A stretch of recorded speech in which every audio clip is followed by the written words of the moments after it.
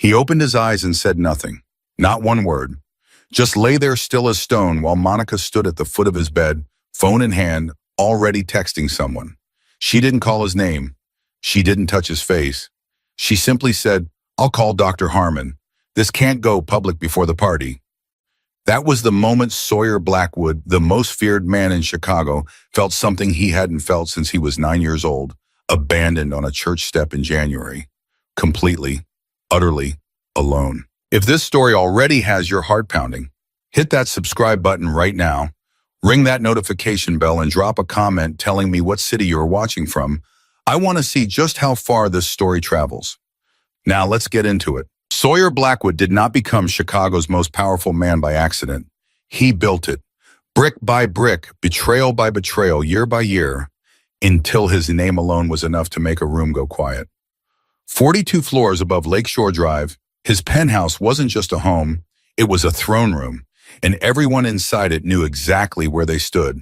But on a Tuesday morning in late October, Sawyer Blackwood lay perfectly still in his king-size bed and let the world believe he was broken. It started the night before. He'd been sitting in his study, a glass of scotch in hand, going over the financial reports Marco had delivered, when something small caught his eye. A receipt, tucked between two folders, the kind of thing most people would overlook. A dinner reservation, table for two, Carmine's. Last Friday, 9 p.m. Last Friday, Monica told him she was at her sister's in Oak Park. Sawyer didn't move for a long time. He just stared at that receipt, and something cold settled in his chest. Not rage, not yet. Something quieter and far more dangerous. Calculation. He'd been here before, not with Monica, but with men. Business partners who smiled at his face and stabbed at his back. He knew that particular feeling intimately. The slow creeping awareness that the person across the table from you is playing an entirely different game. He poured the scotch down the sink, went to bed, and made a decision. If Monica Ashford was performing loyalty, then he would perform helplessness and see who she really was. By 6 in the morning, Sawyer had already called his personal physician, Dr. Harmon, a man so deep in his pocket, the man probably dreamed in Blackwood colors. "I need you here by 7, Sawyer said, "and I need you to tell everyone I've had a neurological episode. Possible onset paralysis. Stress-induced. Nothing permanent, but serious enough that I can't move my legs." Dr. Harmon went quiet for a moment. "Sawyer, I'll wire you $50,000 before you hang up the phone." Another pause. "I'll be there at 6:50. By the time Monica woke at 7:15, Dr. Harmon was already in the room. Voice grave tone, clinical, delivering the news the way only a well-paid doctor could, with just enough medical jargon to sound credible and just enough concern to seem genuine. Monica stood in the doorway in her silk robe, dark hair loose around her shoulders, and Sawyer watched her face from the bed. He watched very carefully. Her eyes moved first, not to him, but to Dr. Harmon. Reading the situation, calculating. Then they landed on Sawyer, and she composed her features into something that looked almost like fear but wasn't quite. It was closer to inconvenience wrapped in performance. "What do you mean paralysis?" she said. Her voice was tight, controlled. "It's stress-induced," Dr. Harmon said carefully. "His nervous system has essentially—" "Can he speak?" Sawyer said nothing, stared at the ceiling. "He can," Dr. Harmon said. "But the trauma of the episode has left him largely non-communicative. It's common in cases like—" "Fine." Monica crossed her arms. "Fine. What do we tell people the anniversary party is in 3 weeks, Jonathan?" Dr. Harmon blinked. "I'm sorry, Shimo. The party." She lowered her voice like she was discussing a military operation. 300 guests, 6 city council members, and 2 federal judges. "We cannot cancel. So what is the story we tell people?" Sawyer kept his face completely still, but inside something cracked. Not because he was surprised. He'd suspected Monica was ruthless. You didn't survive Chicago's social circuit on charm alone, and he'd known that when he'd chosen her 2 years ago. Smart, beautiful, connected, she was an asset, and he'd treated her like one. What cracked was something older. Something he'd spent 20 years trying to bury. The hope that maybe this time someone actually chose him. Not his money, not his name, not the empire he'd built from nothing. Him. He closed his eyes, breathed slowly, and reminded himself why he was doing this. By 9 o'clock, the penthouse was buzzing with quiet, efficient activity. Monica had already called her assistant, her PR person, and Sawyer's chief of staff, Darian Cole, a sharp, humorless man who wore his loyalty to Sawyer like armor. Darian came into the bedroom at 9:15, sat beside the bed, and leaned forward. "You don't look paralyzed," he said quietly. Sawyer said nothing. "You've got the same look you had before the Rinaldi negotiation," Darian said. "Like you're running the board in your head." He paused. "But I'll play along, because whatever you're doing, you wouldn't be doing it without a reason." He smoothed his jacket and walked out. Sawyer almost smiled. Almost. It was 11 o'clock when Waverly came in. Waverly Hayes had worked for Sawyer for 6 years. She'd started as a cleaning staff hire through an agency, quiet, efficient, invisible, the way good housekeeping staff are supposed to be. Over time, she'd become the housekeeper, managing the penthouse, the schedules of the domestic staff, the groceries, the maintenance requests. She was 32, practical. In the way that people who grew up without much tend to be practical, she didn't waste words, didn't waste motion, didn't waste time. Sawyer had never thought much about her. She came in with a tray, set it on the bedside table, didn't say anything, just started straightening the items on the nightstand, his watch, his reading glasses, the book he'd left face down 3 nights ago and hadn't touched since. Then she picked up the book, found a bookmark from the drawer, marked his page carefully, and set it back down. "You don't have to pretend to be asleep," she said. Her voice was low, matter of fact. "I'm not going to ask you anything." Sawyer opened one eye. Waverly wasn't looking at him. She was refilling the glass of water on his nightstand. "Dr. Harmon left very specific instructions," she said. "Soft foods for now. I made oatmeal. I know you hate it, so I added brown sugar and a little bit of sea salt, which is the only way civilized people eat it." She set the spoon down beside the bowl. "And there's coffee, because whatever is going on, you're not going to get through it without coffee." She turned to leave. "Waverly." She stopped, turned back. "Why aren't you scared?" he asked. His voice came out rougher than he intended. "Everyone else in this building is walking on glass right now. Why aren't you?" She considered the question with the seriousness it apparently deserved. "Because scared people make mistakes," she said, "and you need someone in this house who isn't making mistakes right now." She nodded at the tray. "Eat before it gets cold, Mr. Blackwood." She walked out. Sawyer stared at the ceiling for a long moment. Then he reached over, picked up the coffee, and drank. By afternoon, the performance had expanded. Monica had brought in 2 additional nurses, hired privately vetted by her own people, which told Sawyer more than he wanted to know about how she intended to manage this situation. She'd also rescheduled 3 of his meetings, allegedly to protect his recovery. But Sawyer noticed she'd taken the calls herself, spoken to his business contacts directly, and positioned herself as his spokesperson in a way that made his jaw tighten under the performance of stillness. She came to check on him at 2 o'clock, sat in the chair beside his bed, reached for his hand. Her hand was cool, dry, professionally tender. "You're going to be fine," she told him. "Dr. Harmon says with rest this could resolve in weeks. We have time before the party. Everything is going to be fine." Everything meaning the party. Everything meaning her carefully constructed world. "Monica," he said, his voice was flat. She leaned in slightly. "Yes. Do you love me?" The pause was half a second too long. "Of course I do," she said. Her thumb moved across his knuckles in a practiced gesture. "Don't think about things like that right now. Just rest." Sawyer looked at her face and felt nothing except the clean, cold clarity of confirmation. At 4 o'clock, one of the nurses, a young woman named Greta, accidentally knocked the water glass off the nightstand. It shattered across the hardwood floor. Greta went pale, stammered an apology, and ran for paper towels. Waverly appeared in the doorway 45 seconds later. Sawyer clocked it with a hand broom, a dustpan, and a replacement glass already filled. She cleaned up the glass without a word, set the new glass in place, and looked at Greta. "It's all right," she said quietly. "These things happen. Why don't you take your break?" Greta nearly collapsed with relief and hurried out. Waverly straightened, caught Sawyer's eye. He realized with a slight jolt that he'd been watching her. "She's 23, Waverly said, as if that explained everything. "And she's terrified of this job." "Are you ever terrified of this job?" he asked. No. She picked up the dustpan. Are you ever terrified of yours? The question hung in the air. It was the most direct thing anyone had said to him in 6 years. Yes, he said, before he could stop himself. Waverly looked at him for a moment, not with pity, not with calculation, but with something quieter and more unsettling. Recognition. I know, she said, and walked out. By evening, Sawyer was supposed to be asleep. He wasn't. He was lying in the dark, running numbers in his head. Not financial numbers, people numbers. The math of loyalty, which was a brutal equation he had spent his entire adult life solving. Marco had called twice. Darian had come back at 6 to update him on a supply issue in the Northside operation, speaking carefully in the coded language they had developed in over a decade, one that told Sawyer the business was fine, but also told him that Darian knew exactly what was happening and was running interference quietly. Monica had eaten dinner with her assistant in the dining room.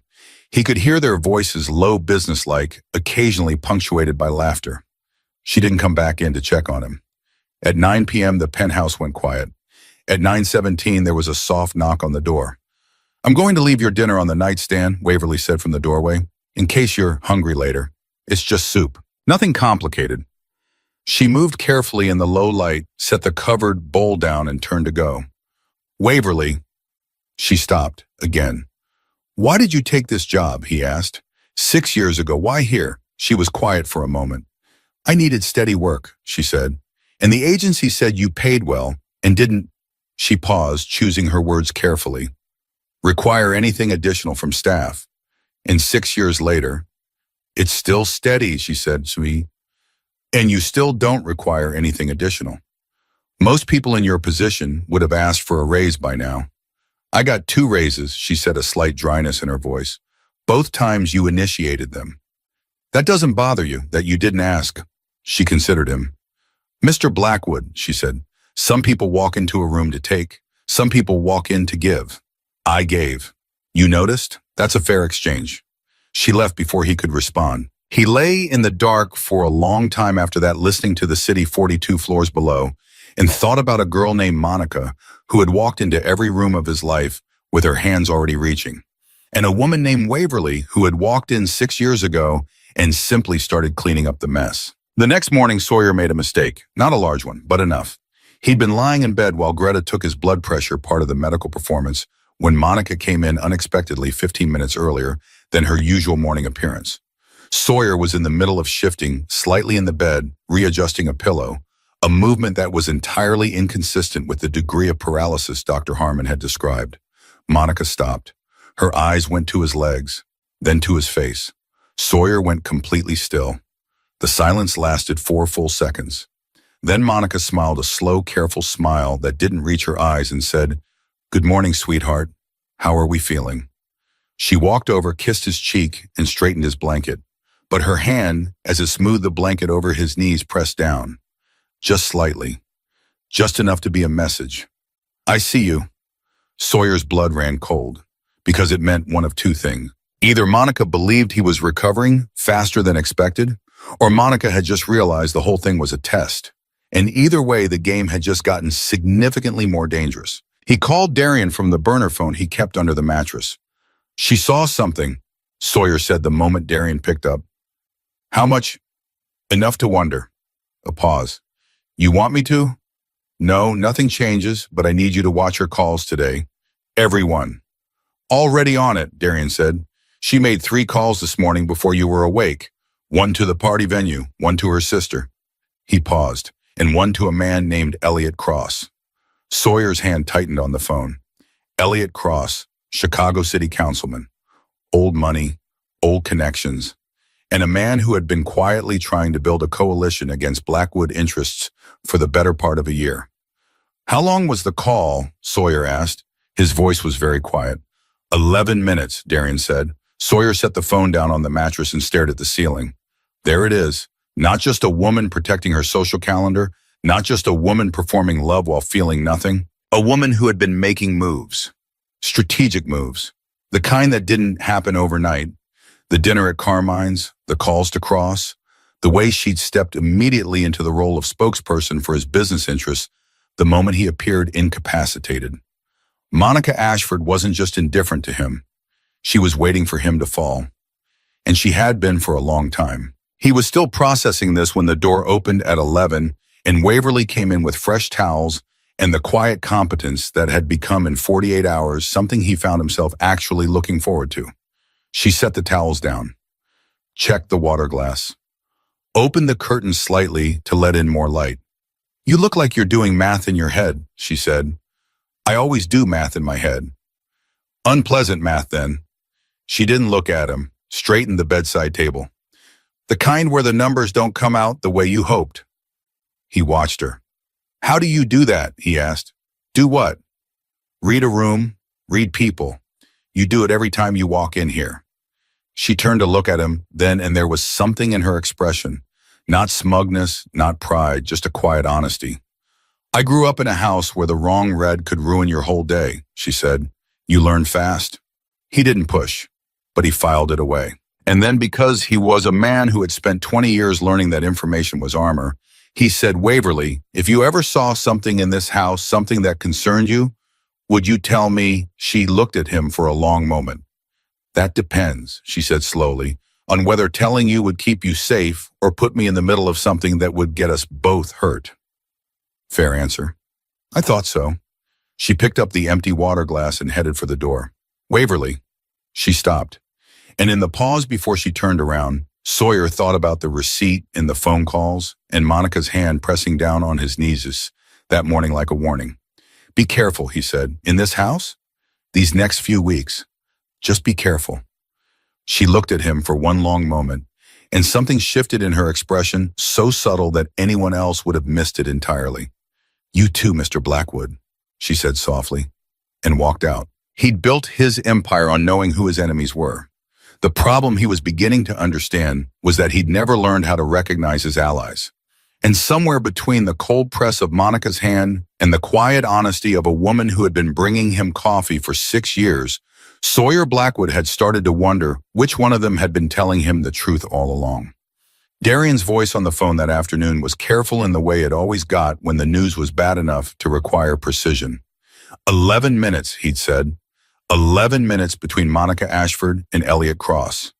And Sawyer had spent the better part of the morning turning that number over in his mind like a stone with something ugly underneath it. He hadn't moved from the bed, hadn't let his expression change when the nurses came and went, when Monica breezed through at noon with a kiss that landed 2 inches from his cheek and a smile that was already pointed at something across the room. He was still thinking about it when Marco arrived at 1:15. Marco Vitale had been Sawyer's right hand for 11 years. He was a compact, dark-eyed man who spoke in short sentences and had never in 11 years been late to a single meeting. He came into the bedroom without knocking, because he never knocked, because Sawyer had told him 10 years ago that a man who knocks wastes time, and sat in the chair beside the bed and looked at Sawyer the way you look at a man you've known long enough to see through. "You look fine," Marco said. "I am fine." "Then what are we doing?" "Waiting," Sawyer said. Marco was quiet for a moment. He glanced at the door closed, then back at Sawyer. Monica had lunch with her attorney this morning. Not her personal attorney, her corporate attorney. Sawyer's eyes didn't move. "Which one?" "Feldman Greer and Associates." Marco let that sit. "They handle asset protection, business acquisitions, that kind of thing. And the kind of thing you needed if you were preparing to move money or preparing to make a claim on someone else's." Sawyer breathed out slowly through his nose. "She moved fast," he said. It wasn't anger in his voice. It was something closer to professional respect and personal devastation, wrapped together so tightly he couldn't separate them. "She's been moving fast for a while," Marco said quietly. "I think we just didn't see it because we weren't looking." That landed harder than it should have, because it was true. Because Sawyer Blackwood, who prided himself on seeing everything, had looked at Monica Ashford every day for 2 years and seen exactly what she'd wanted him to see. A beautiful, ambitious, loyal partner. Someone building a life with him, not someone building a case. "Pull everything," Sawyer said. "Every account she has access to. Put a freeze on anything she can touch through me. Do it quietly, do it today, and do it in a way that looks like routine security protocol." "Already started," Marco said. He stood straight in his jacket. "Anything else?" "The cross connection. Dig it up. How far back does it go?" Marco nodded once, walked to the door, then stopped. Sawyer, he didn't turn around. Be careful with this. When people realize they've been caught, they don't always, I know, Sawyer said. Marco left, and the room was very quiet. It stayed quiet for exactly 4 minutes, which was how long it took for Monica to appear in the doorway, as though she'd been waiting for Marco to leave, which Sawyer realized she probably had. She came in and sat on the edge of the bed. Close. Too close in that way she had of using proximity as a tool. She smelled expensive. She looked concerned in the same way a magazine cover looks concerned, perfectly composed, perfectly curated. I heard Marco's voice, she said softly. You shouldn't be working. Doctor. Harmon said. Marco just came to check on me, Sawyer said. Flat, easy. He's a good man. She picked up Sawyer's hand. Everyone's been asking about you. People care, Sawyer. Do they? She looked at him. Her eyes were steady, warm, unreadable. Of course they do. I care. Tell me something, Monica. He kept his voice gentle, conversational. If I never walked again, if this was permanent, what would happen to us? Something moved across her face, just a flicker. Gone before he could name it precisely, but he'd been watching people's faces in high-stakes situations for 20 years, and he knew what that flicker meant. It meant the question had hit something real. I'd take care of you, she said. Her voice was smooth. That's what you do for someone you love. He looked at the ceiling. That's a very good answer. She squeezed his hand. Stop thinking so much, just rest.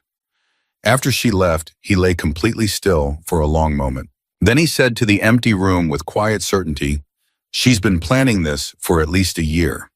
He wasn't wrong, he just didn't know yet how right he was. Waverly came in at 2:30 to change the water and bring the afternoon medication that Dr. Harmon had prescribed as part of the performance vitamins, mostly with one mild sedative that Sawyer had no intention of taking. He palmed it the same way he had every dose since this began, tucking it under the edge of the mattress without moving his hand more than 2 inches. Waverly set down the fresh glass of water, turned, and found him looking at her. You didn't take the last one either, she said. Not a question. He went very still. The sedative from this morning, she said, her voice completely calm. It's still in the fold of your bottom sheet. I saw it when I made the bed. The silence stretched between them. You didn't tell anyone, he said slowly. No. Why not? She set down the cloth she'd been holding, turned as a face to him fully, which she didn't often do. Because if you're not taking the sedative, you have a reason. And your reasons, Mr. Blackwood, are not my business to share. He studied her face. Open, steady, not performing anything. Most people in this house would have told Monica, he said. I don't work for Monica, Waverly said simply. I work for you. It was such a straightforward thing to say, such an obvious thing, and yet it cracked something open in his chest because in the last 48 hours he had been reminded repeatedly and painfully that the people who claimed to love him didn't operate by that logic. They worked for themselves, they worked for their ambitions. They used his name as a door and walked through it smiling. But Waverly, who had never claimed to love him, who had never claimed anything beyond the professional exchange of labor for compensation, had just told him the most loyal thing anyone had said to him in years. Waverly, his voice came out lower than he intended. Yes, if someone in this house asked you about my condition, about what you'd seen, what would you say? She didn't hesitate. I'd say I do my job and mind my business, which is the truth. A pause. Has someone asked you? He almost smiled. Not yet. She picked up the cloth again. Let me know if you need anything. She was at the door when he spoke again. Your mother, he said. She's sick, isn't she? I remember you requesting time off in February. Waverly stopped walking. She didn't turn around immediately, and in that pause he saw something that surprised him, not the careful neutrality she usually wore, but something raw and briefly unguarded. She had her second surgery in February, Waverly said. Her voice was level, but it cost her something to keep it that way. She's managing. The medical bills, he started, are mine to handle, she said, firmly, not unkind, but firm. I'm not telling you this I'm not asking for anything, Mr. Blackwood. I know you're not, he said. That's exactly why I'm bringing it up. She turned around then, Her expression was complicated in a way that was very human, in very real pride and exhaustion, in something that might have been the particular grief of someone who is strong all the time and never gets to put it down. "I don't want charity," she said quietly. "It's not charity," he said. "It's something I should have done 2 years ago without being told. I was not paying attention. I am paying attention now, Tom." He held her gaze. "Let me fix it." For a long moment, she just looked at him. The kind of look that weighs something seriously, that doesn't perform gratitude or collapse into it, that meets the offer with the dignity it deserves. "I'll think about it," she said finally, and walked out. Sawyer lay in the silence and thought that in 20 years of power, no one had ever made an act of receiving feel like an act of grace before. By evening, the house had that particular tense quiet of a place where everyone is pretending to be calm.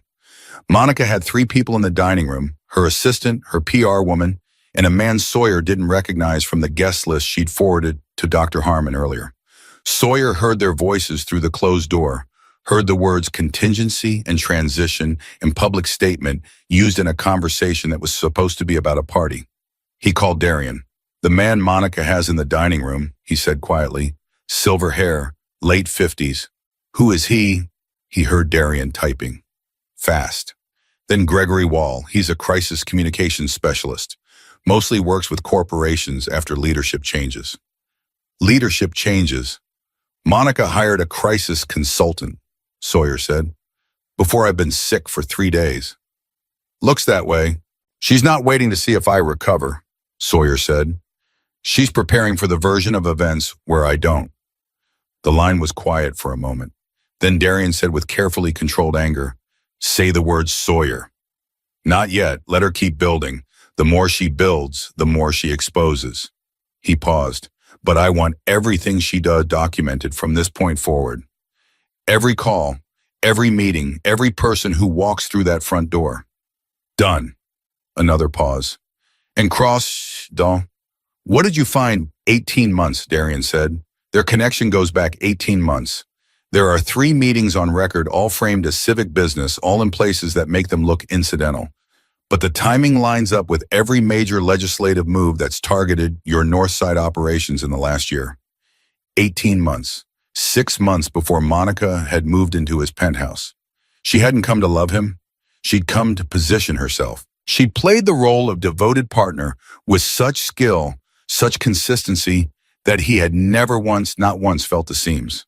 And Sawyer Blackwood, who had survived this city by feeling every seam, had missed all of hers. He set the phone down and stared at the ceiling with the particular stillness of a man who has just understood something enormous. The knock came at 8:15. Not Waverly's knock. She had a specific 3-tap rhythm he'd memorized without meaning to. This was a heavier knock. Mail. "Come in." It was Gregory Wall, the crisis consultant. He opened the door, stepped inside, and closed it behind him with the careful quietness of a man who was used to conversations that needed walls around them. Sawyer looked at him without expression. "Mr. Blackwood," Wall said, "I apologize for the intrusion. Monica asked me to." "Monica doesn't make decisions about who enters my bedroom," Sawyer said. His voice was pleasant, cold underneath. "So I'll ask you to tell me who actually sent you." Wall paused, recalculated. Sawyer watched him do it. "I want to be direct with you," Wall said. "I'd prefer it." Wall sat down in the chair, uninvited, which told Sawyer something, and folded his hands. "I've been brought in to manage a narrative." "Bah, ma'am." "That narrative, as I understand it, is one where your health situation becomes permanent and the business interests associated with your name are restructured." "Restructured? By whom?" Wall's jaw moved slightly. "That's above my pay grade." "No, it isn't." Sawyer kept his voice very quiet. "Try again." The silence was different now. Heavier. The kind that happened when a man realized he had badly miscalculated the room he'd walked into. "There are parties," Wall said carefully, "who believe that a transition of certain assets under the right legal framework would be mutually beneficial." "Parties," Sawyer repeated. "Monica Ashford and Elliot Cross." Wall's face did something involuntary. Sawyer nodded slowly. "Thank you for the confirmation." He looked at Wall with the precise level calm that had once made a federal prosecutor resign from a case mid-deposition. Here's what's going to happen. You're going to leave this room. You're going to tell Monica that I was asleep and you didn't want to disturb me.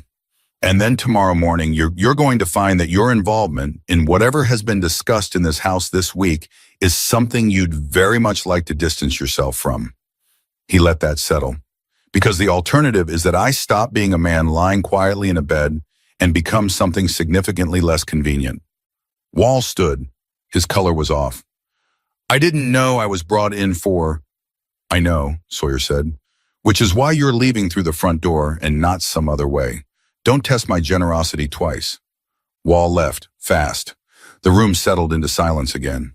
Sawyer let out a slow breath. His hands, he noticed, were completely steady. They always were when the situation moved from suspicion into certainty. Uncertainty made him anxious.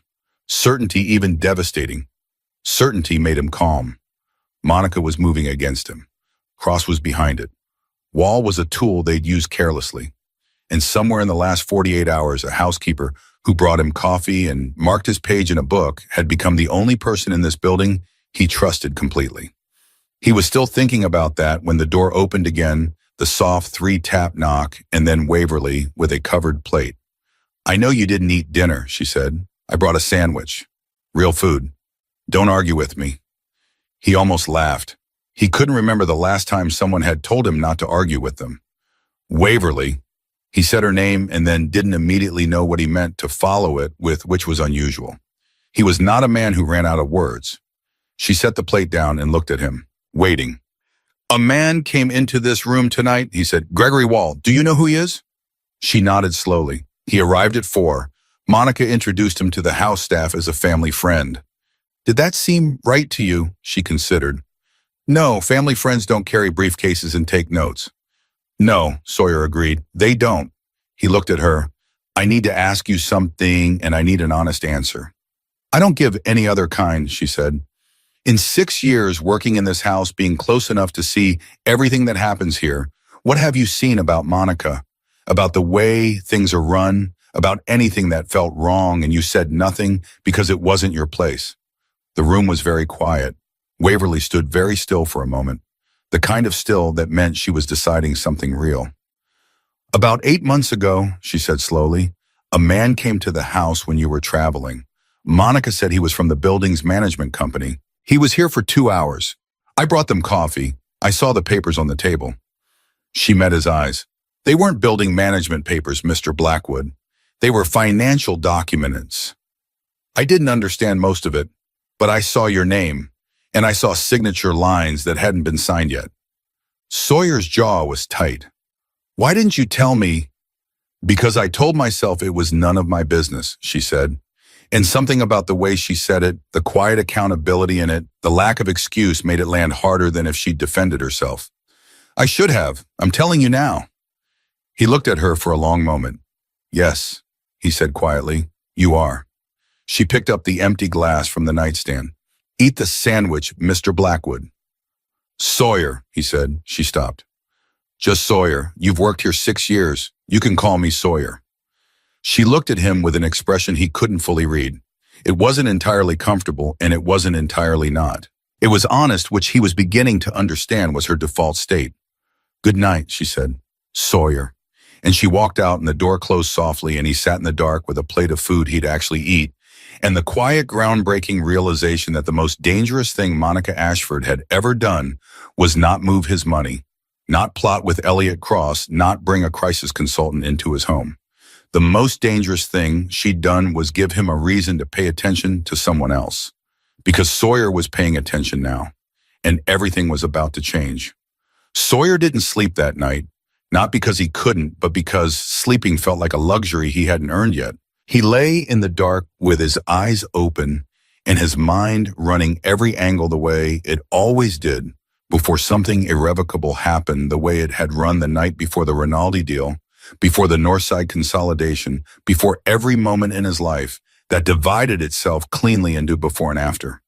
This was going to be one of those moments. He could feel it. By 5 in the morning, he had a plan. By 6, he had called Darian and outlined it in 12 sentences. By 6:30, he had done the thing he'd been avoiding for 3 days. He had called his attorney, not the firm he shared with Monica, but his private counsel, A woman named Patricia Wen, who had represented his personal interests for 9 years and whose discretion was absolute. "I need you here by 9, he told her. "Don't come through the lobby, use the service entrance." Patricia didn't ask why. That was why he paid her. At 7, Monica came in to begin the morning performance. She was dressed already, which was unusual. Typically, she spent an hour getting ready before she appeared anywhere, a discipline she'd maintained without exception for the entire 2 years they'd been together. The fact that she was dressed at 7 in the morning meant she'd either been up early or she hadn't slept either.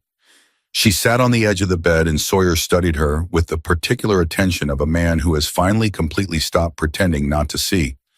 Her eyes were slightly tight, a tension around her mouth that her practiced composure almost covered. She was recalculating something. He could see it happening behind her face. "How are you feeling?" she asked. "The same," he said. "Dr. Harmon is coming at 10. He mentioned there might be some improvement possible if we consider—" "Monica." He said her name and nothing else. She stopped, looked at him. "Sit down," he said. "Not on the bed, in the chair."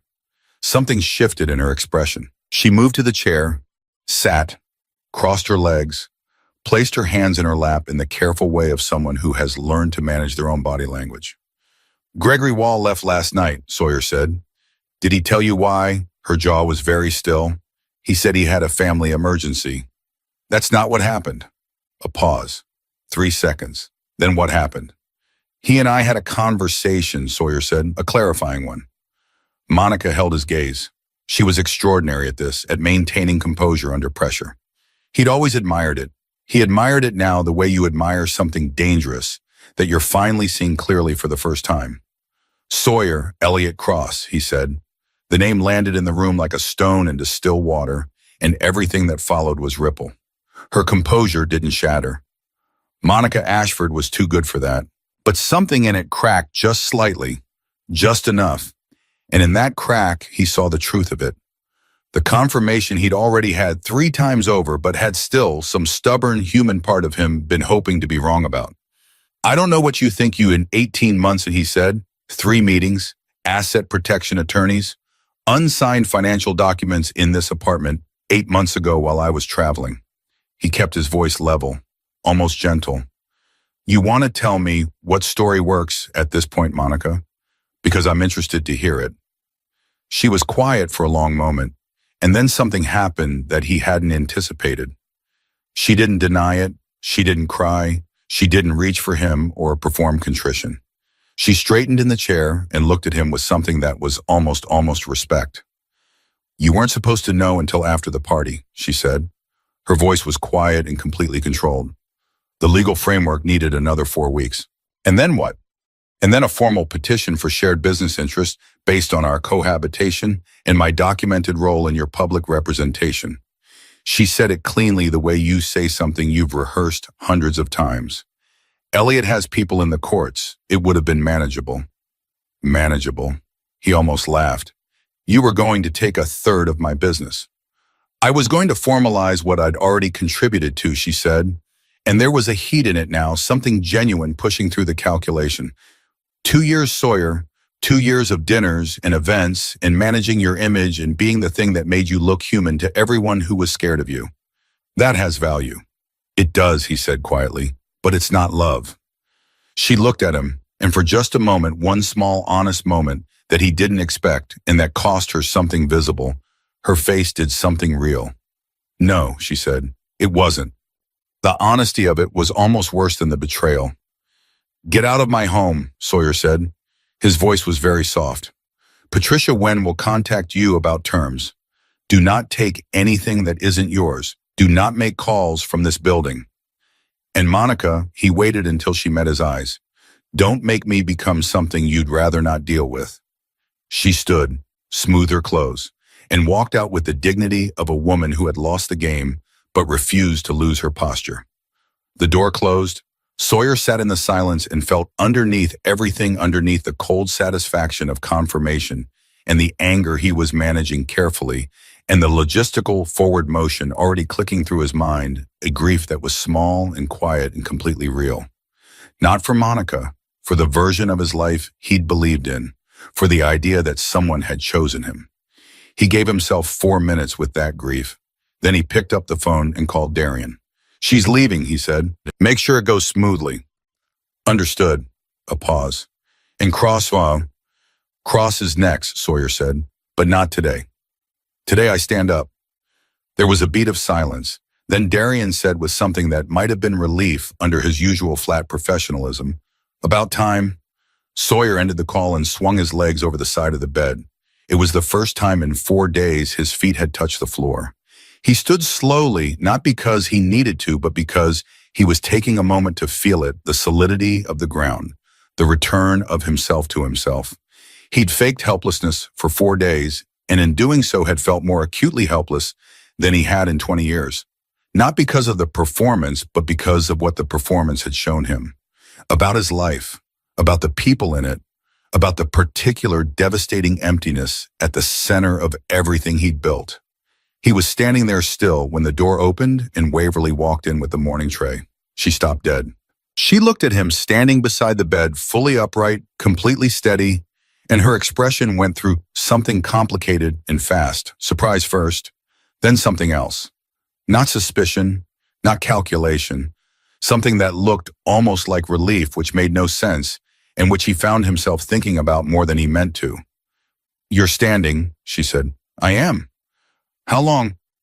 "Since about 30 seconds ago in this context." He met her eyes. 4 days in reality. The silence between them was different from all the previous silences. Heavier with truth, but somehow lighter for it. "I know," she said quietly. He stared at her. "What?" "I knew." She set the tray down on the nightstand. Her movements were careful, deliberate. Not from the beginning, but by the second day. She turned to look at him. "You were too controlled.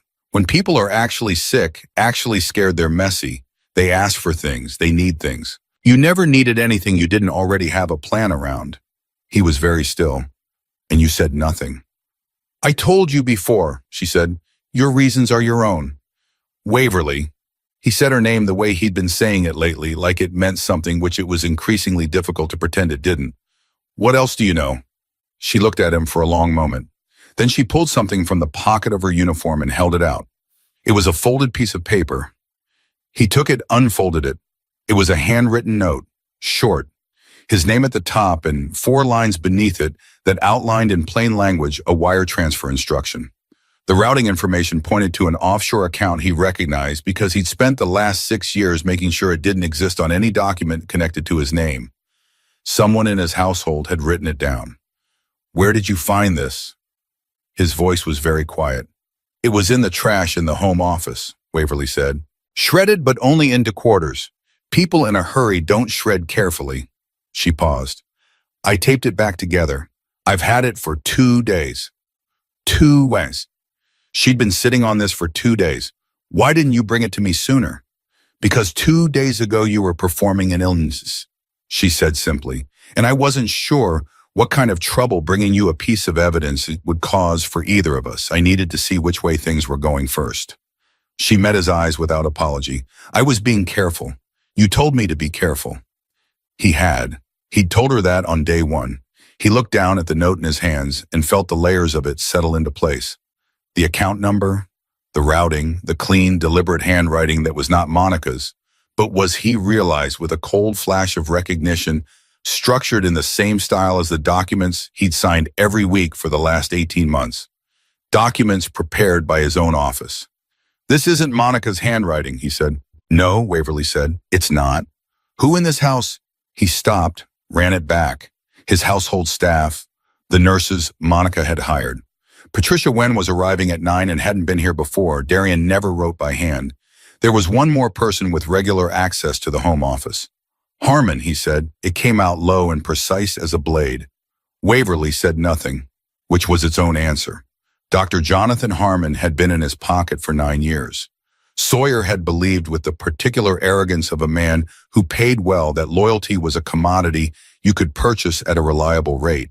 He had purchased Harmon's silence, his cooperation, his medical cover for a dozen operations that required it. He had paid generously and consistently, but Monica had apparently paid more, or offered something different, something Harmon valued in a way that cash alone didn't explain. Sawyer was still holding the note when his phone rang. Darian. He picked up. Harmon's car is in the building garage, Darian said. He came in through the medical entrance 20 minutes ago. He's not scheduled until 10. I know why he's here, Sawyer said. Don't stop him. Let him come up. Sawyer. Let him come up, Darian. He ended the call, looked at Waverly. You should go. No, she said. He blinked. Waverly. Mr. Black Sawyer. She said his name steadily. I've been quiet in this house for 6 years. I watched things and said nothing because it wasn't my place and because I was scared of exactly the kind of thing that's happening right now. I'm done being quiet. She crossed her arms. I'm not leaving. He looked at her for a long moment, the set of her shoulders, the steadiness in her eyes, the particular dignity of someone who has decided to stop making themselves small. All right, he said. They waited. Harmon came in at 7:52. He was a tall man, silver-haired, with the practiced bedside manner of someone who had been performing competence for so long it had become indistinguishable from the real thing. He opened the bedroom door, stepped inside, and stopped. Sawyer was sitting in the chair by the window, upright, dressed, the morning light on his face and the note from the trash in his hand. Harmon's face went through 5 emotions in 3 seconds. Sawyer counted them. Jonathan, Sawyer said, close the door. Harmon closed the door. His eyes moved to Waverly, standing near the nightstand with her arms still crossed, and then back to Sawyer. You seem improved, Harmon started. The account number, Sawyer said. He held up the note. You want to explain this to me before or after Patricia Wen arrives, and I make this a legal matter. The color left Harmon's face so fast it was almost clinical. It's not what I can explain. Was it Monica or Cross who approached you first? Harmon's mouth opened, closed. Jonathan, Sawyer's voice dropped. I am asking you one time in this room before this becomes something neither of us can manage quietly. Who approached you first? Cross, Harmon said. The word came out like something he'd been holding for a long time and was exhausted from holding.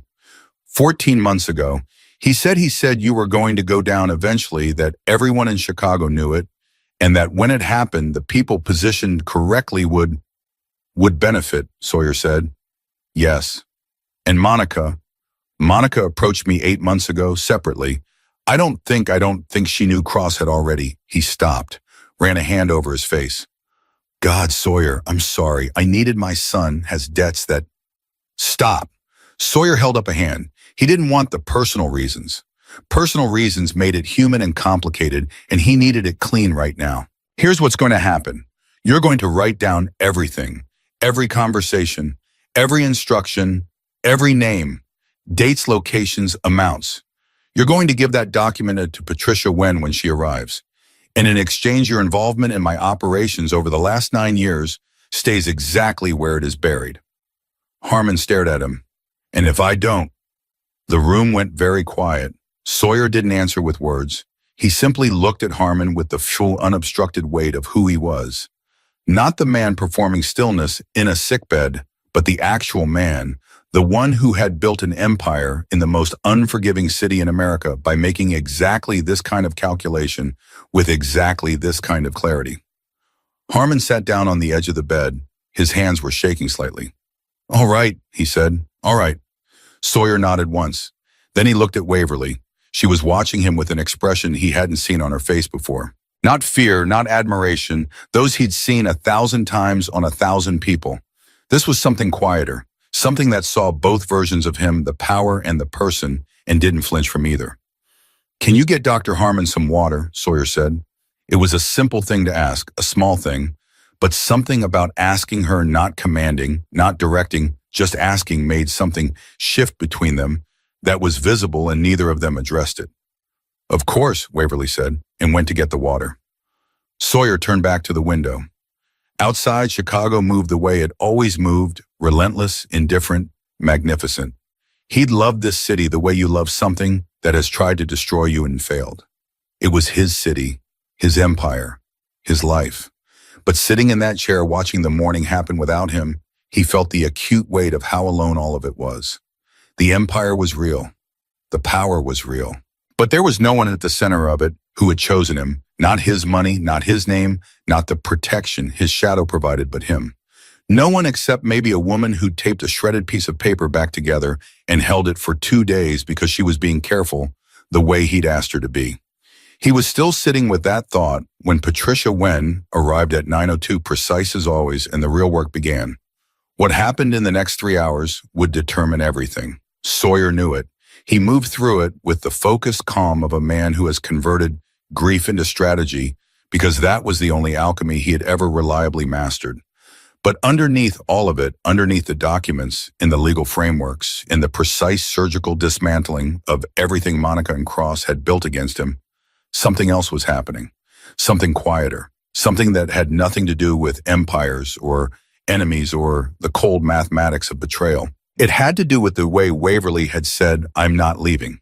And the fact that in a room full of people performing loyalty, those 3 words were the only ones all week that had felt completely undeniably real.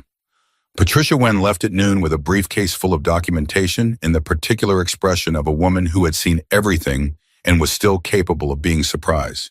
She'd sat across from Harmon for 2 hours recording every name, every date, every conversation he could reconstruct. And when she'd finished, she'd looked at Sawyer with something close to admiration and said, "You built a very clean trap." "I didn't plan it this way," Sawyer said.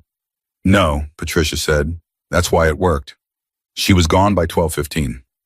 Harmon left 10 minutes after her, smaller than he'd arrived, the particular shrinking of a man who has confessed and now has to live inside the aftermath of his own honesty. Sawyer watched him go without anger. Anger required a kind of surprise he no longer had in him. Darian came in at 12:30, sat in the chair Patricia had vacated, and put a folder on the desk. Cross made 3 calls this morning, one to Monica, one to his attorney, one to a judge named Paulson in the 7th Circuit. He paused. He knows something shifted. He doesn't know what yet. "He will soon enough," Sawyer said. "How do you want to handle it?" Sawyer was quiet for a moment. He'd been thinking about Elliot Cross since the night he'd found the receipt, and the thing about Cross was that he wasn't a man you handled quickly. Cross had spent 30 years building political insulation, favors owed alliances nested inside alliances, the kind of protection that required patience and precision to dismantle. You didn't go at a man like that with force. You went at him with information. You made the cost of continuing higher than the cost of stopping. "Set up a meeting," Sawyer said. "Not here, neutral ground. Neutral. Tell him I want to discuss the North Side legislation. Give him a reason to come that sounds like opportunity." Darian raised an eyebrow. "You want him to think he still has leverage. I want him to walk into a room believing one thing and leave understanding something completely different." Sawyer looked at him. "Can you set it for Thursday, Mom?" "I can set it for tomorrow if you want." "Thursday," Sawyer said. "I need 2 days." What he needed 2 days for, he didn't say. Darian didn't ask. That was the foundation of their 11 years together. Darian understood where the questions ended. After he left, Sawyer sat alone in the study for the first time in 5 days. Really alone, not performing aloneness. The penthouse was quieter than he'd ever heard it. Monica's things were still in the bedroom. She hadn't been back to collect them, which was either strategic or emotional, and he genuinely didn't know which. The absence of her presence was strange in the way that the absence of a sound you've stopped hearing is strange. You don't notice it when it's there. You notice everything when it's gone. He was sitting with that quietness when he heard movement in the kitchen. The particular efficiency of it, unhurried, purposeful, told him who it was before he got up. Waverly was making lunch. Not for herself. She had a plate ready, set on the counter, covered with a clean cloth waiting. "You don't have to do that," Sawyer said from the doorway. "I know," she said. "I'm doing it anyway." She uncovered the plate, real food, a proper meal, the kind of thing that required actual effort, and set it on the kitchen table. "Come eat. You've been on the phone for 5 hours. He sat down, ate, and for several minutes neither of them said anything which should have been uncomfortable and somehow wasn't. "My mother called this morning," Waverly said finally. She was cleaning the counter, her back to him. "She wanted to know if I was all right. Someone apparently told her there was an emergency at my workplace." Sawyer set down his fork. "Who told her?" I don't know." She turned around. "She's not someone who worries easily. Whatever she heard, it was specific enough to worry her." Sawyer felt something tighten in his chest. Monica had contacts everywhere, building staff, service workers, the invisible network of people that wealthy women cultivated for exactly this kind of purpose. The message to Waverly's mother wasn't accidental. It was a warning. Stay quiet, stay out of it, or the disruption spreads to the people you love. She's trying to isolate you, Sawyer said. Waverly looked at him steadily. I know. Are you scared? She considered the question seriously the way she considered everything. Yes, she said, but not enough to do what she wants. He looked at her. What does she want? I assume she wants me gone, Waverly said. Out of this house, out of the way of whatever she still thinks she can salvage. She picked up the cloth again, folded it with the precise automatic movements of someone whose hands know what to do while the mind is elsewhere. I got a call this morning from an agency, a placement service. They said they had a position for me, household manager for a family in Evanston, excellent salary. They said a reference had already been submitted on my behalf. The room was very quiet. Monica, Sawyer said, it would be my guess. You're not taking it. Waverly looked at him, not defiant, not asking for permission, just looking at him with the directness that had become in 5 days something he needed in the way you need something you didn't know was missing until you had it. No, she said, I'm not. Something released in his chest that he hadn't realized was held tight. He picked up his fork again, kept eating. Good, he said, and the simplicity of it contained more than he was ready to say out loud. Waverly almost smiled. He caught the edge of it before she turned back to the counter. The afternoon moved fast. Darian called 3 times. Patricia called once with an update on the legal filings. Everything was in motion, everything was sealed, and Monica's attorney had already been in contact trying to negotiate terms before anything went public. Sawyer told Patricia to tell them the terms were not negotiable. There was a silence on Patricia's end that meant she was impressed. Then she said, understood, and hung up. At 3 o'clock, Marco called with news that landed differently than all the rest. There's a man, Marco said. Name of Dennis Roos. He's been making contact with 3 of our North Side operation managers in the last 48 hours. Not threatening, just talking, asking questions about structure, about who reports to whom, about whether people are satisfied with their current arrangements. Sawyer was very still. Cross is recruiting. Looks like it. He's moving faster than I expected. Because he knows the window is closing, Sawyer said. He doesn't know how much we have yet. He just knows Monica is out and he needs to act before the situation clarifies. He paused. Which of our 3 managers talked? A beat of silence. Rooney, Jimmy Rooney, 15 years in the operation. A man Sawyer had promoted twice, had fronted money for his brother's restaurant, had personally vouched for, in a situation 5 years ago that would have ended Rooney's career and possibly his freedom. A man Sawyer had trusted the way you trust something you've tested a dozen times. Bring him in, Sawyer said. His voice was flat. Not aggressively, just bring him in. I want to talk to him myself. Tonight. He ended the call and sat with the particular weight of it, not the betrayal itself which he could process, but the accumulating evidence of a pattern. Harmon, Monica, Cross, now Rooney. One by one, the architecture of his life was revealing itself as something built on sand, and the tide was coming in fast. He was still sitting with it when Waverly knocked on the study door. There's someone in the lobby, she said. He says he's a journalist. He's asking for a comment on your health situation. She paused. He specifically mentioned that he's heard you've made a full recovery. Sawyer's head came up. Someone fed him the story. That would be my red, yes. Monica, a journalist with a convenient tip about Sawyer's miraculous recovery, meant she was trying to force his hand. If he appeared publicly healthy, the narrative of her as devoted caretaker collapsed, and any legal argument based on his incapacity vanished. If he stayed hidden, the story of his illness remained controllable, and she could still use it. Either way, she was moving him toward a corner, and Sawyer Blackwood did not do corners. What's the journalist's name? He said Kevin Park, Chicago Standard. Sawyer thought for 3 seconds. Kevin Park was legitimate, a decent reporter, fair not in anyone's pocket as far as he knew, which meant Monica had chosen carefully. A tabloid plant would be dismissible. A real journalist with a real story was something else. Call Darian, Sawyer said. Tell him I need a press moment. Nothing elaborate. Just me, visible, healthy, brief. We control the narrative before Monica does. Waverly nodded, turned to go. And Waverly, she stopped. Thank you for telling me directly instead of going through someone else. She looked at him with that expression again, the one that was harder to read than most, that had more layers than it showed. That's just how I do things, she said.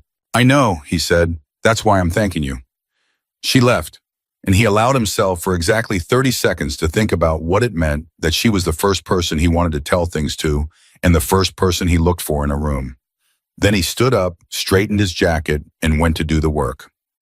The press appearance lasted 7 minutes. Sawyer stood in the building lobby with Darian beside him, answered 4 questions from Kevin Park in a voice that was steady and entirely credible, said he'd experienced a brief health episode that had resolved, confirmed the anniversary party was canceled out of respect for the situation, and declined further comment.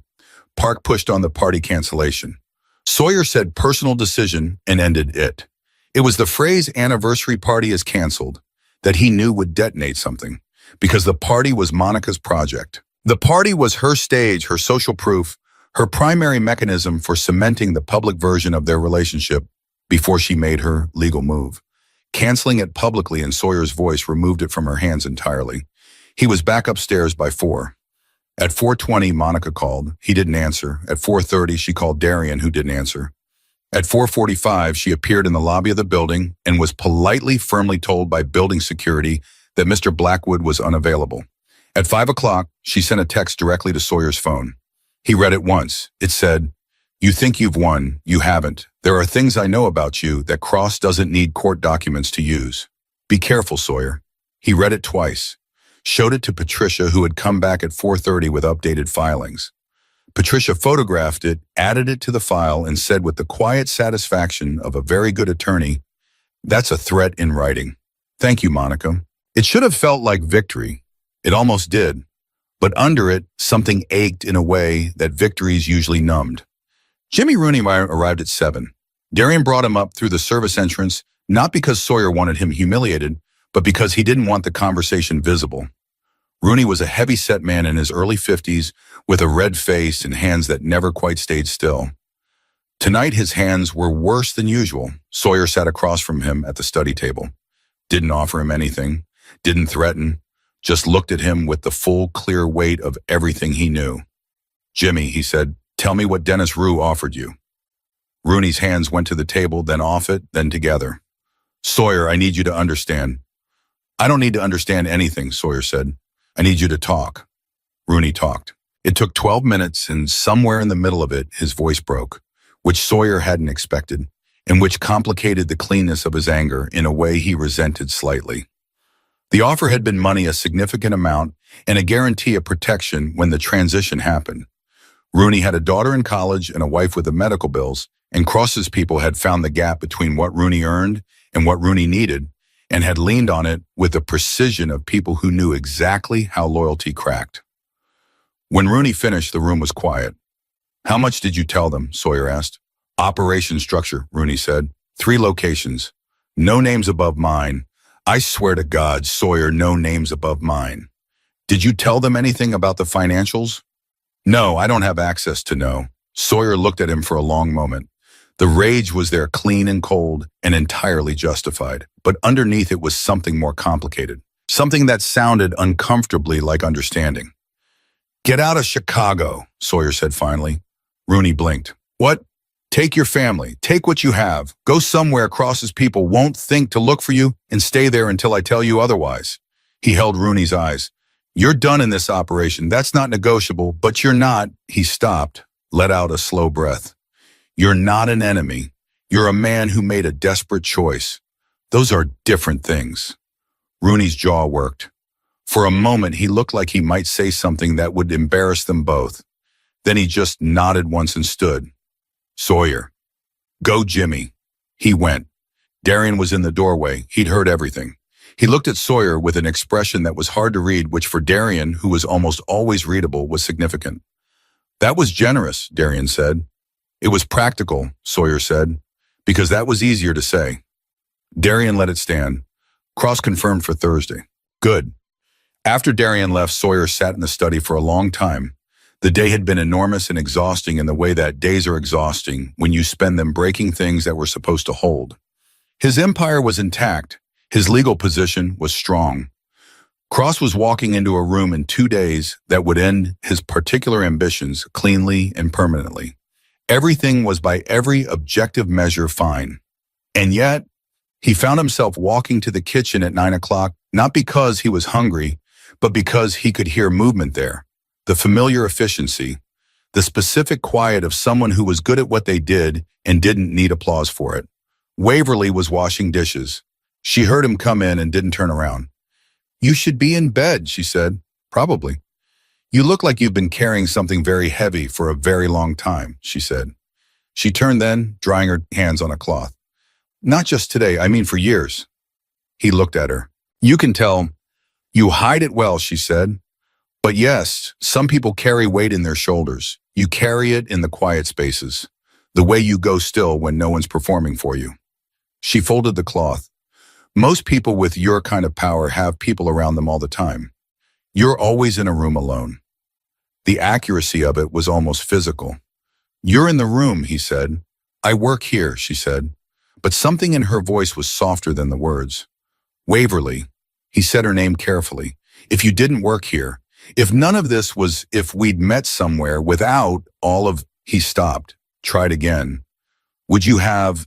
"Don't," she said quietly, not unkind, but firm. "Wait on, because you've had a very hard week," she said, "and you're feeling things that are real, but that you haven't had time to sit with properly.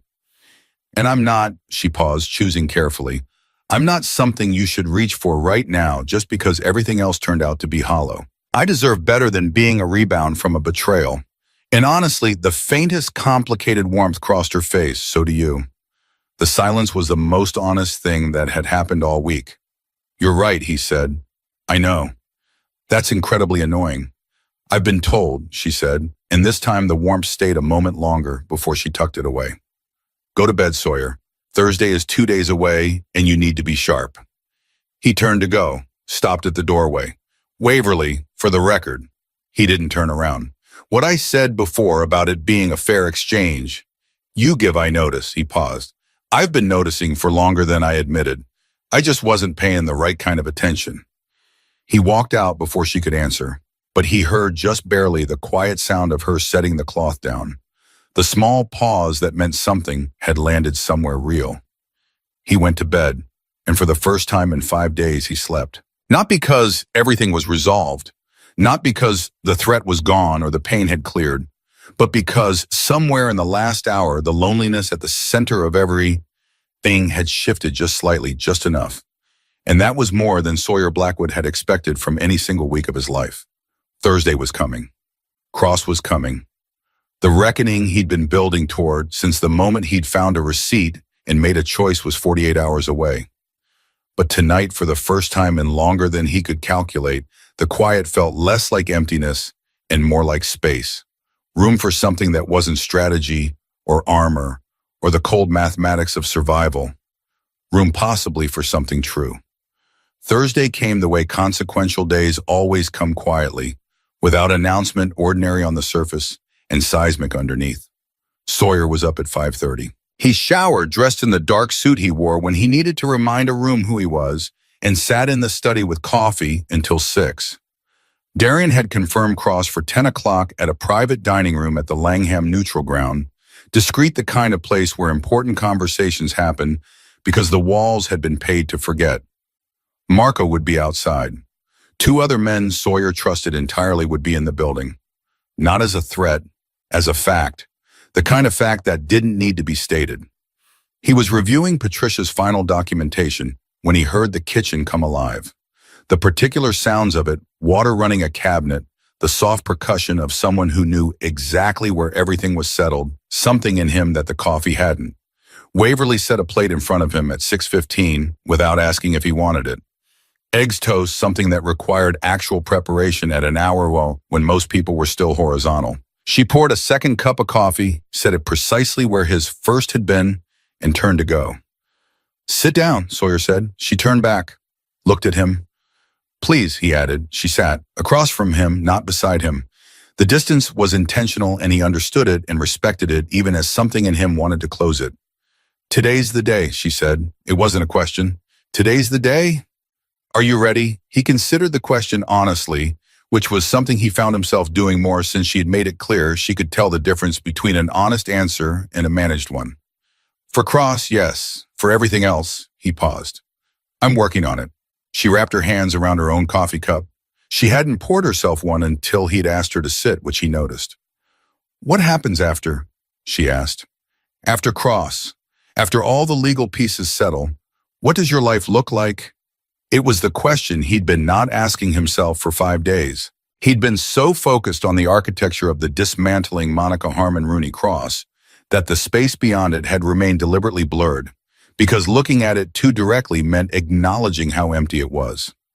"Quieter," he said, "smaller, in a way that's," he searched for the word, "overdue." "Smaller isn't always bad," Waverly said. "No." He looked at her. "No, it isn't." The silence was comfortable in the way silences are when two people have moved past the need to fill them. He ate. She drank her coffee. Outside, Chicago was waking up, and for a few minutes the morning was just a morning and nothing in it required armor. Then his phone rang. "Darian." "Cross just called to confirm," Darian said when Sawyer picked up. He sounds calm. That's either because he doesn't know what's coming or because he thinks he has something we don't. "Which do you think?" "I think he's confident," Darian said. "Overconfident. He spent 30 years being the smartest person in every room he's walked into. It makes people sloppy." "Good," Sawyer said. "Let him be sloppy. I'll see you at 9. He ended the call, looked at Waverly, who had stood and was clearing the plates. "Waverly," she looked at him, "whatever happens today, regardless of how it goes, I want you to know that this week changed something for me. Not just the obvious things. Something." He stopped, unused to saying things like this out loud, feeling the unfamiliar shape of it in his mouth. "You're the reason I got through it with anything intact that mattered." She held his gaze. The expression on her face was careful and real, and complicated in the way that honest things are complicated. "Don't give me credit for your own choices," she said. "You chose to pay attention. You chose to trust the right things." She paused. "I just didn't lie to you." "That's a low bar, Sawyer. You deserve people in your life who clear it without effort." He looked at her for a long moment.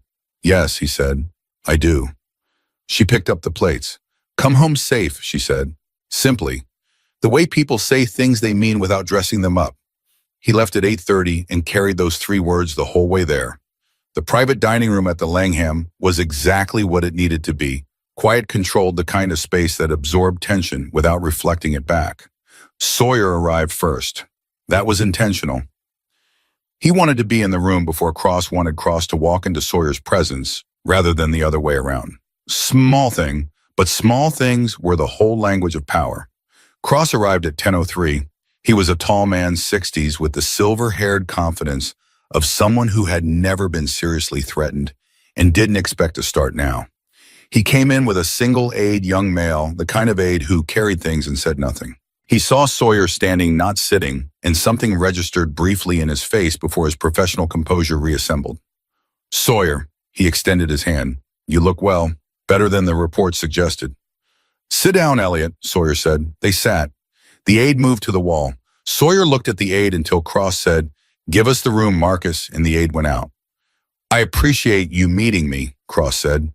His voice had the warm resonance of a man who had given 10,000 speeches. "I know this has been a difficult week. I want you to know that whatever you may have heard." "I have Harmon's full testimony," Sawyer said. The warmth in Cross's voice stopped like a switch had been thrown. "I have 18 months of documentation." Sawyer continued, his voice level and almost pleasant. 3 meetings, specific conversations. The approach to Rooney, which was sloppy, Elliot using Dennis Rue was sloppy. I knew Rue from a situation in 2019, and the moment his name came up, I knew the direction it was coming from. He watched Cross's face recalibrate in real time. "I have Monica's statement, which she gave voluntarily in exchange for terms. I have text records, call logs, and the account routing information that Harmon wrote down and threw away poorly." Cross was very still. The confidence was still there. Men like Cross didn't lose it quickly, but it was reconfiguring itself into something defensive, which was a kind of defeat all its own. This is Cross started. I'm not finished, Sawyer said. I also have, as of yesterday afternoon, a meeting scheduled with Senator Hargrove's office regarding certain campaign finance irregularities that your name is adjacent to, not connected to anything I've been involved in, just adjacent. He tilted his head slightly. That was a surprise, honestly. I didn't go looking for it. It found me while I was looking for other things. The color had changed in Cross's face in a way that was medically interesting. What do you want? Cross said. His voice was still steady, just stripped of the warmth, the real voice underneath.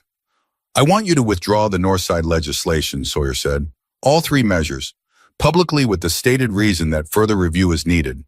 I want Dennis Rue to be unreachable to anyone connected to my operations from this point forward. And I want your personal guarantee, not a legal document, not a handshake through intermediaries, but a direct personal guarantee from you in this room that you will direct your considerable influence away from my business interests permanently. And in exchange, Cross said tightly, in exchange, Senator Hargrove's office receives a less complete version of what I have. Sawyer held his gaze. And whatever Harmon told me stays between the people who already know it. Cross looked at him for a long time. Sawyer let him look. There was nothing in Sawyer's face to read except patience and certainty, which were the 2 things that unmade men like Cross more effectively than anger ever could. You understand, Cross said slowly, that this doesn't end it. That men in my position are in, I understand exactly what men in your position do, Sawyer said. And I understand that the specific weapon you were building, Monica, the legal framework, the incapacity narrative is now entirely dismantled. You'd be starting from nothing against someone who is now paying full attention. He paused. Is that really how you want to spend the next several years, Elliot? Because I'm comfortable with it if you are. Cross's jaw moved. His hands on the table were very still. The stillness of a man managing his own reaction with significant effort. The legislation, he said finally. I can manage that in 30 days. 2 weeks, Sawyer said. Very sure. 3. 2 weeks and 4 days, Sawyer said, because I'm feeling generous. Something passed across Cross's face that might in different lighting have been the ghost of reluctant respect. You were never actually sick, he said. No. The whole thing was a test, Sawyer said. One you failed comprehensively. Cross stood, straightened his jacket, looked at Sawyer with the complicated expression of a man who has lost and knows it and is already calculating what comes next. You've made an enemy today, he said. Elliot. Sawyer stayed seated, looked up at him calmly. You were already my enemy. Today I just made sure you knew that I knew it. That's not a worse position. That's a cleaner one. Cross left without his aide, which meant he had forgotten the man entirely, which meant the conversation had shaken him more than he'd shown. Sawyer noted it, filed it, and sat alone in the room for 3 minutes before he called Darian. Done, he said. How did he take it? Like a man who expected to win and didn't. Sawyer paused. Keep the documentation, all of it. We don't use it unless he moves again. Understood. A pause. Monica's attorney called Patricia this morning. She's accepting terms. Which terms? All of them, Darian said. There was something in his voice that was the professional equivalent of satisfaction. She's signing the NDA, relinquishing any claim on business interests and vacating the penthouse by end of week. Sawyer absorbed this. The relief was quieter than he'd expected. Smaller, cleaner. Good, he said. That's good. He was back at the penthouse by noon. Waverly was in the hallway when he stepped off the elevator. She took one look at his face, whatever was in it, and said, It went well? It went well, he confirmed. She nodded once, turned toward the kitchen. Lunch in 20 minutes. Waverly, she stopped. He was still standing near the elevator jacket, on the whole exhausting weight of the morning still on him, and he was looking at her with something he was done managing. I know what you said, about timing, about not being a rebound. You were right and I'm not, this isn't that. He took a breath. But I need to say something and I need you to let me say it without interrupting. She turned around fully, waited. In the last week, he said, I found out that my girlfriend of 2 years was systematically working against me. My doctor of 9 years helped her do it. A man I'd trusted for 15 years sold information about my operation for money. A city councilman I'd coexisted with peacefully tried to use all of it to dismantle everything I built. He paused. And through all of it, the one person who told me the truth without being asked who stayed when she could have left, who held onto a piece of taped-together paper for 2 days because she was being careful, the way I'd asked her to be, his voice was quieter now, was you. Waverly's expression didn't perform anything. It just held what he was saying, the way she held most things with full attention and no theater. I'm not asking you for anything right now, he said. I know I have, he gestured vaguely at his own life, a great deal to clean up in every direction. And I know that whatever I feel you have, your own life, your own considerations, your own mother, whose medical bills I am paying regardless of what you decide, because that was never conditional. He met her eyes. I just wanted you to know that I see you, not the housekeeper, not the person who didn't leave. You, and that's not something I've said accurately to another person in a very long time. The silence was long enough that he started to regret speaking. Then Waverly said, the bills. Her voice was careful. You already did it. This morning before I left. Without telling me. You said you'd think about it, he said. I decided to think faster.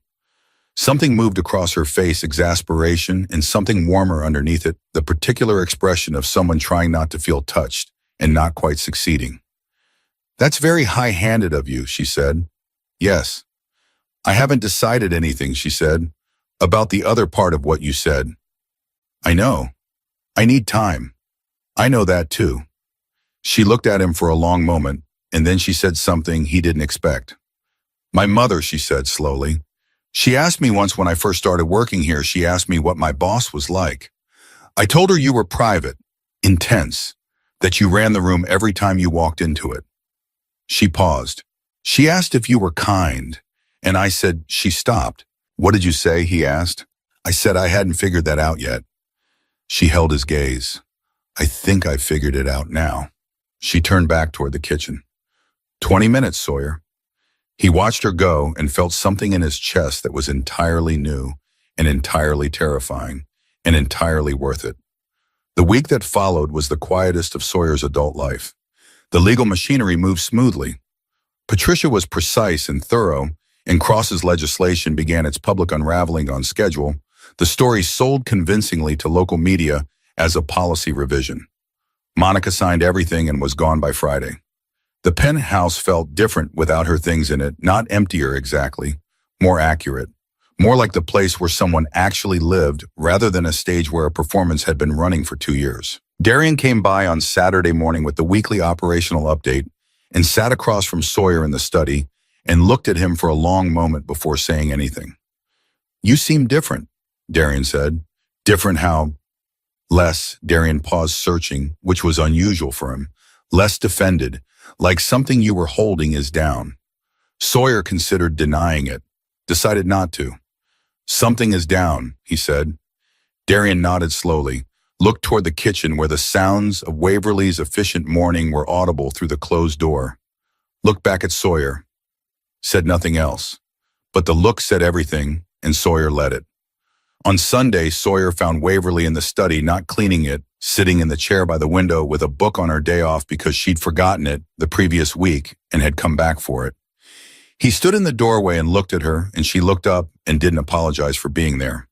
Stay, he said. If you want to read, stay. Oh. It's your study, she said. It's a big room, he said, and sat down at the desk with his own reading, and they spent an hour in the same space in a silence that was the most companionable thing he'd experienced in years. And neither of them made it into anything more than what it was, two people in a room choosing each other's company. At the end of the hour, she closed her book. He looked up. My mother wants to meet you, she said. Her voice was even, but her eyes were careful. He set down his pen. That's significant. She doesn't ask to meet people, Waverly said. She's particular. So am I, he said. I know. She tucked the book under her arm. She makes very good jerk chicken, and she will absolutely ask you questions that are none of her business. I'll answer them honestly, he said. Waverly looked at him. That might be a problem, she said. She tends to believe people. Good, Sawyer said. Then we'll get along fine. The almost smile again. Closer than usual to a real one. I'll let her know, she said, and walked out. Sawyer sat in the quiet study in the particular stillness of a man who has won something he didn't expect and doesn't know entirely what to do with, which is its own kind of beginning. He had built an empire on knowing what everything was worth. He'd priced loyalty and love and trust in the hard currency of a city that didn't forgive mistakes. He had been wrong about almost every calculation he'd ever made about people, including himself. But here in the wreckage of a week that had cost him his illusions about Monica, about Harmon, about Rooney, about the version of his life he'd believed he was living here, was something that had not been manufactured or curated or positioned. Something that had emerged from 6 years of ordinary proximity and honesty, and the small, consistent acts of a woman who had simply shown up and told the truth.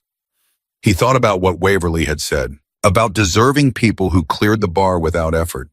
He hadn't known until this week what that felt like from the inside. He knew now. It felt like coffee brought without being asked, like a book with a proper bookmark, like 3 words come home safe that carried more than they said.